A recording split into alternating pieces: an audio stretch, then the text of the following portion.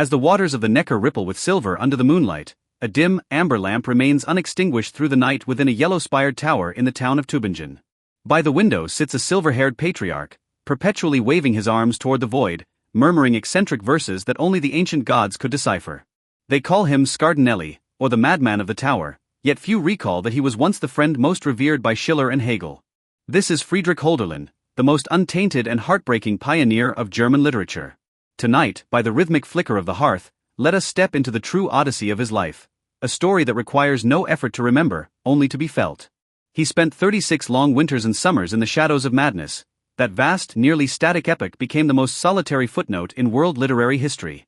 This is a chronicle of brilliance, of ultimate purity, and of a soul's struggle to safeguard eternity amidst the shards of its own fragmentation. The fate of Friedrich Hölderlin seemed to have traced an irreversible arc from the moment he set foot in the Tübingen seminary. Then, he was young and ethereal, forming the Tübingen triad with Hegel and Schelling. While his peers were preoccupied with constructing rigorous logical systems to conquer the world, Hölderlin's gaze was forever fixed upon the distant horizon of ancient Greece. He yearned for a harmony where the gods return, a state of absolute purity where divinity resided in all things. This relentless pursuit of ultimate aesthetic beauty was destined to collide with the unyielding stone walls of reality. He wandered through a desert of spiritual hunger until he met his singular diatima, Suzette Gonted. That doomed love became the final radiant flare of his life, but also the first fracture in his eventual psychological collapse. When he was banished from that manor of affection, a silent, eternal winter rain began to fall upon his world. If the shattering of love was a frostbite of the soul, then the ensuing solitude was the slow hand that pushed Hölderlin toward the abyss.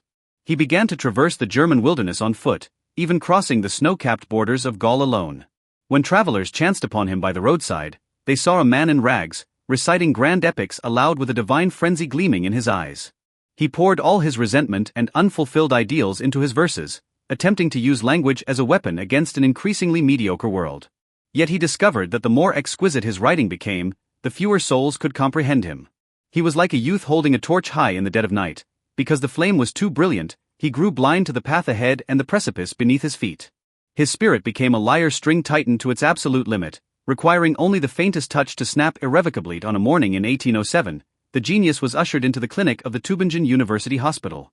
The medicine of the time was powerless against his poetic madness, until a kind carpenter named Zimmer appeared. Zimmer heard within those delirious mutterings a dignity that transcended the mundane world. He took the poet to that yellow-spired tower on the banks of the Neckar.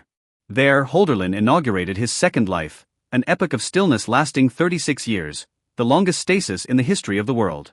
He ceased to participate in the strifes of the outside world, refusing even to acknowledge his own name, signing his works only as the fictitious Scardinelli.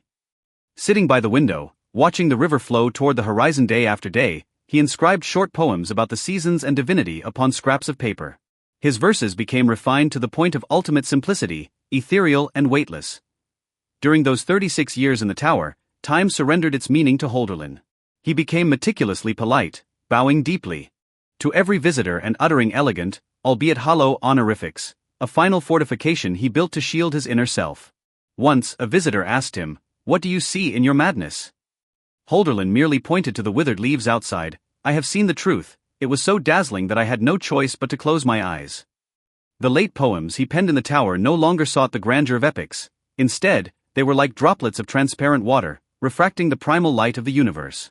He became a living ruin, an observer maintaining a state of absolute clarity within his madness, keeping watch over a spiritual realm no longer understood by mankind. And the deep night of June 7, 1843, the 73-year-old Hölderlin let out his final sigh upon this earth. It took half a century after his passing for the German people to suddenly awaken to the realization that the madman they had confined in the tower was, in truth, the brightest beacon of their national soul. Nietzsche, Rilke, and Heidegger would later pause in reverence before his headstone. The life he left behind was a long march of solitude, a quest for the absolute sacred within the void of absolute nothingness.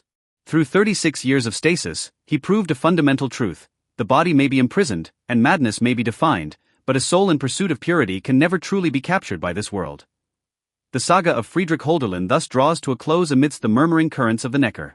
He teaches us that no matter how clamorous reality becomes, inner purity remains our final and eternal sanctuary. Just as he sat alone by the window through those solitary winter nights, finding the anchor of existence within his very breath. Perhaps you, too, are currently navigating the pressures of life or the anxiety of being misunderstood. But believe this: Within every life stands a tower of one's own, a space of silent refuge that requires no explanation to the world, only a dialogue with oneself. May the stillness and purity of Holderlin be transformed into the softest mist within your dreams. Gut nicht, and may sweet dreams attend you until the dawn.